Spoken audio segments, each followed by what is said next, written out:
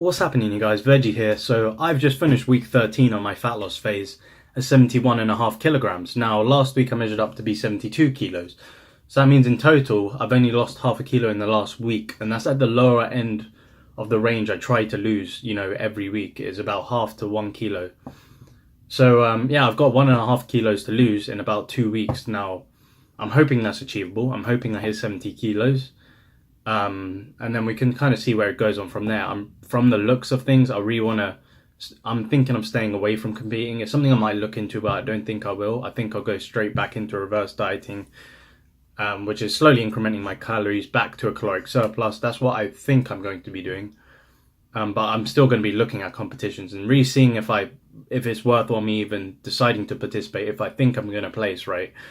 But in general, things have been going pretty good. I definitely feel like Refeed has helped me. So if you guys have been thinking about incorporating Refeed, I highly recommend you do incorporate Refeed into your fat loss days. And what a Refeed basically is 1 day of the week where you'll have 30% more calories. So I'm having 2,000 calories. I have 2,600 calories on my Refeed day. And that will usually be a high workout day. So let's say lower day of like heavy squats.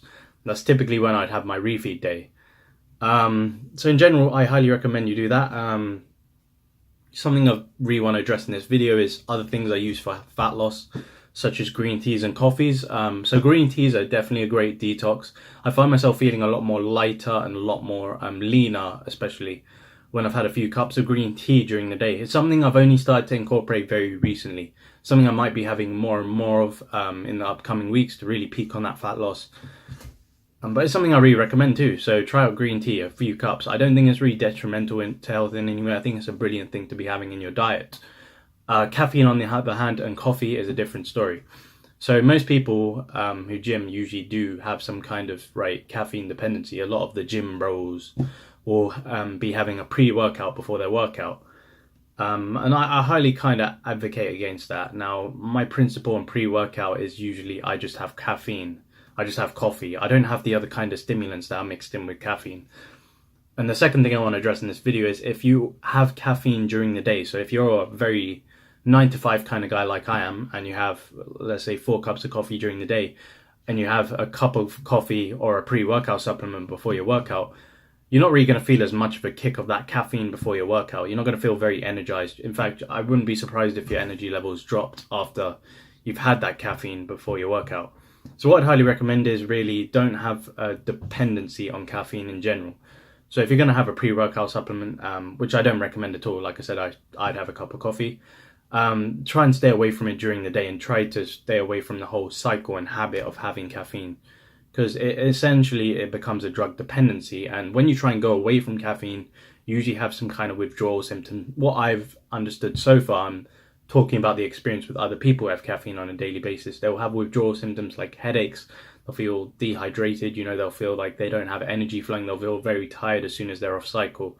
Having that dependency on a drug isn't a good thing. So if you're going to have caffeine, have maybe 1 cup just before your workout and don't have any during the day. So yeah, that's pretty much what I wanted to address in this video, guys. I want to see how the next 2 weeks go. I don't really see a high possibility of me competing, just on the basis that I haven't trimmed my body hair yet, and that'll be something I'll show in the last week of my fat loss. And then that'll kind of be the turning point as to whether I really want to compete or not. But from what I'm seeing so far, I don't feel like I'm comfortable to go on stage yet and compete in physique. Now, I myself, if I was going to compete, it'd be in physique.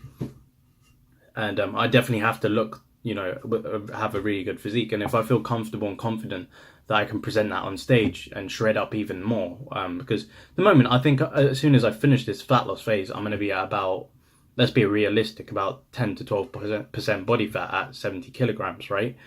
I'm going to have to dip down to 6%, which could take, God knows, another 10 weeks. And I really want to see how realistic that is before I progress. Now, from a more realistic perspective, I'd rather start fat loss on a lower weight next year. Let's say instead of 85 kilos I started this year, maybe I could start at 78, and then I could dip down lower at the end of that fat loss phase, and then I'd be closer to a weight which I can compete without jeopardizing too much muscle loss. So it really comes down to how we kind of stand after the fat loss phase and whether I feel comfortable competing in physique. If I don't, I'm going to commence reverse dieting and go straight back into muscle progression for the rest of the year. And if I do, if I feel really comfortable and confident and I feel like I can present this on stage, then I will be competing. But that's pretty much it. At the moment, it seems to be a slippery slope and I don't know what I'm doing in the future. It is a new year for me being vegan. Maybe I should stay on track and get a better understanding of nutrition before I compete. But in general, yeah, it seems to be a bit of a crazy future in trying to understand really what to do.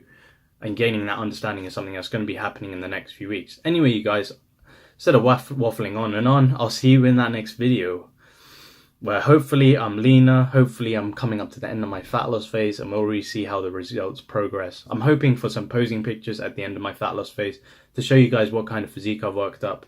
But yeah, that's about it for now. See you in that next video.